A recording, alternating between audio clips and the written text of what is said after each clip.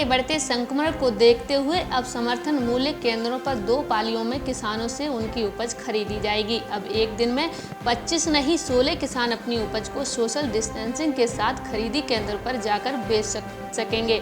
खाद्य नागरिक आपूर्ति एवं उपभोक्ता संरक्षण संचालय ने सोमवार को प्रदेश भर के कलेक्टरों को इस संबंध के आदेश जारी किए हैं।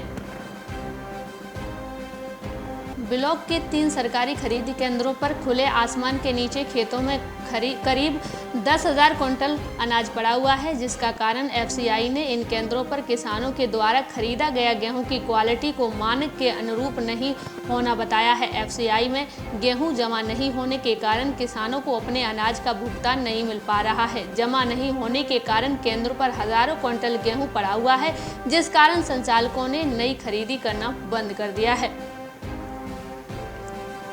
2020-21 सीजन में महाराष्ट्र ने चीनी उत्पादन में उत्तर प्रदेश को पीछे छोड़ दिया है। इतने ही नहीं, कर्नाटक और गुजरात में भी पिछले साल की तुलना में इस साल चीनी उत्पादन में बढ़ोतरी हुई है। कोरोना वायरस महामारी के कारण उद्योगों को बंद होने के साथ साथ गन्ना उत्पादकों की आवाजाही पर रोक लगने से यूपी में चीनी का उत्पादन पिछले साल की तुलना में इस साल 8 लाख टन कम हो गया है।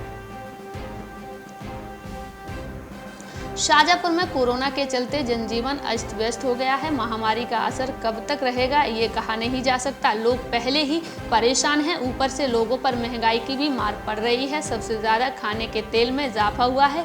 पिछले साल मार्च में जो तेल का डिब्बा 1300 रुपए के करीब मिल रहा था, वह अब 21 रुपए से ज्यादा मिल रहा है। खेरची में तेल 145 रुपए लीटर हो गया है। इधर सब्जी और फलों के दाम में भी बढ़ोतरी हो गई है।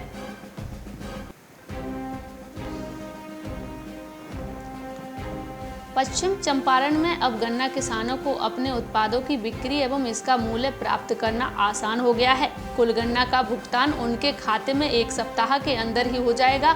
उन्हें गन्ना लेकर चीनी मिल गेट पर भी नहीं जाना पड़ेगा, बल्कि उनके खेत में ही गन्ना की खरीदारी कर ली जाएगी।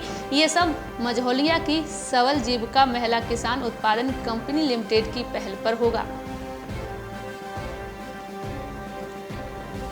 कोरोना संक्रमण तेजी से फैलने के बावजूद राज्य सरकार आसानी से इसलिए लॉकडाउन नहीं लगाना चाहती थी ताकि गरीबों के पेट पर लात न पड़े।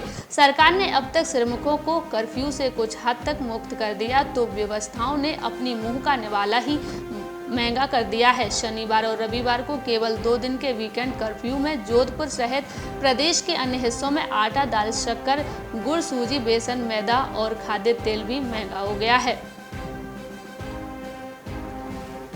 बक्सर जिले में पहली बार किसानों को कृषि विभाग द्वारा होम डिलीवरी के तहत मूंग का बीज वितरण किया गया है। इस दौरान जिन किसानों ने विभाग के पोर्टल पर ऑनलाइन आवेदन दिया था, उनमें से 163 किसानों को उनकी मांग के अनुसार गोदाम से बीज की आपूर्ति की गई है, जबकि जिन किसानों ने होम डिलीवरी का ऑप्शन चुना था, वैसे 36 किसानों को उनके घर तक मांग के अनुसार बीज पहुंचाया गया। इस प्रकार इस बार जिले के 199 किसानों के बीच मूंग का बीज वितरित किया गया है। पंचायत चुनाव बीतने और मौसम के बिगड़ते मिजाज को देखते हुए किसानों ने गेहूं की कटाई और थ्रेसिंग का काम तेज कर दिया है। इसी के चलते सरकारी क्रय केंद्रों पर बिक्री के लिए गेहूं बढ़ गया है। नकुड़ में सहारनपुर रोड पर स्थित क्रय केंद्र पर अभी तक 60 किसानों को करीब 2230 क्विंटल गेहूं की खरीद की जा चुकी है। एसएमआई ने बताया कि पीओपी मशीन पर किसानों का अंगूठा लगवाकर ही खरीदी की जा रही है तथा किसान स्वयं ही जन सेवा केंद्र से अपना टोकन बनवाकर ला रहे हैं।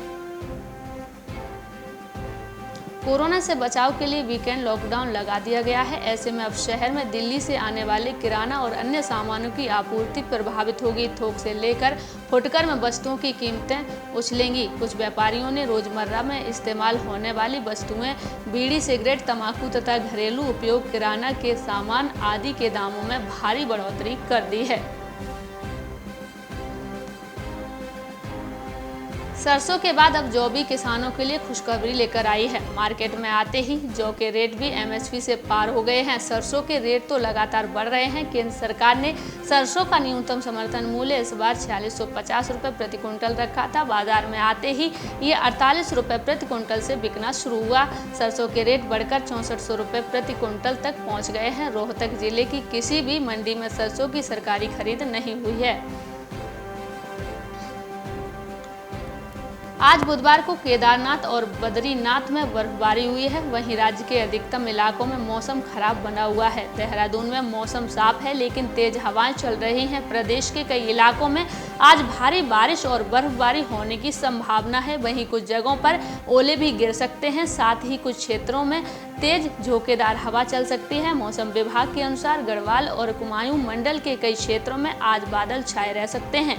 उत्तरकाशी, चमोली और पिथौरागढ़ जिलों में कुछ जगह भारी बारिश हो सकती है। वहीं अधिक ऊंचाई वाले क्षेत्रों में बर्फ भी गिर सकती है।